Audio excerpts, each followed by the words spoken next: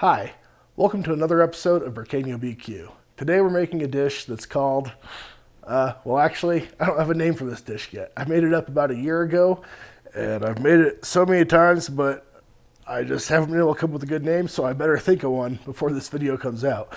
But it's really delicious, pretty healthy, and it's also pretty easy to make. What we're going to start with is a sweet onion, half a head of cabbage, some bacon, some sweet potato. The full recipe is in the description below, but also optionally some homemade chipotles or hatch green chili if you like a little more spice.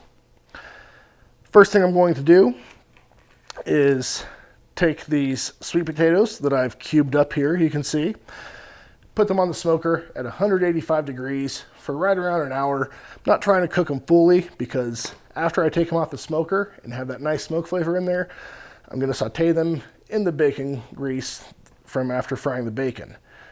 So, without further ado, let's get started. But of course, if you want the recipe on how to make these chipotles, you can check out the card right here. So while we've got our sweet potatoes cooking, we can start on our vegetables. The first would just be a sweet onion. I recommend cutting it into rather large slices because you want to have it cook at about the same rate as the cabbage. And the cabbage is going to be cut into fairly large slices as well. As you can see, I just remove the core and quarter the cabbage and start slicing it into fairly large pieces. In terms of how much you want to cut, you want to have roughly equal portions of both your cabbage and your onions, so put them in a bowl and you should have about the same amount.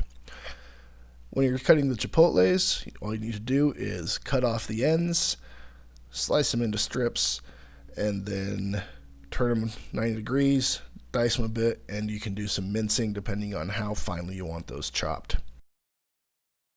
I've also cut my bacon into smaller strips about 1 inch long each, and I'm just going to be frying those over medium heat until they get to your desired level of doneness. I like them fairly crispy, as you can see here.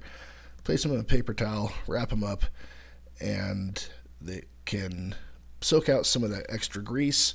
And of course, if you're like my house, make sure to hide your bacon after you cook it, because it's going to be sitting there until we're ready to mix everything else together, and we have bacon thieves in this house who will eat all my bacon before my dish is done.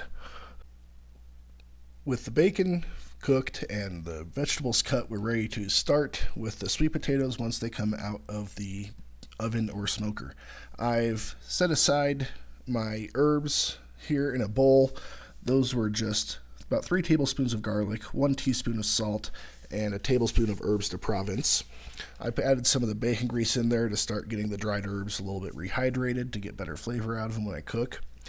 In order to cook the sweet potatoes, I just add them into that bacon grease that I've got left, and you want to saute them for about 5 minutes over medium to medium-high heat until they really start to fry, and as you can see here, they will brown up really nicely and get kind of a crispy outside skin almost, and it adds a really nice texture to the rest of the dish.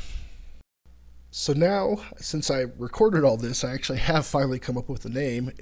This dish is kind of similar to an English dish called Bubble and Squeak, and as you can see here, this is a good name for it because it makes a lot of noise when you add those herbs, add that wine, and that was just about a quarter cup of wine. It really starts to bubble, and then the squeak comes when you start putting all the onions and the cabbage in there. I just want to saute all of this for right around 5 minutes or so. I just need to stir up all these vegetables, make sure they're all coated in oil, they start sauteing, and from that point I can wait for them to get nice heated up and add my bacon, add my sweet potatoes, stir everything up to get it all up to temperature, and it should be good. Only a few minutes of sauteing is needed.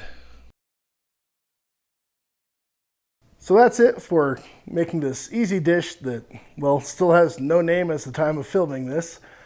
But if you want to see more videos like this, you can go ahead and hit the subscribe button down below. And the recipe for those chipotles I put in this dish are also in the description down below or on the card right here. That's it for today. As always, this dish is Gringo tested and Briqueño approved.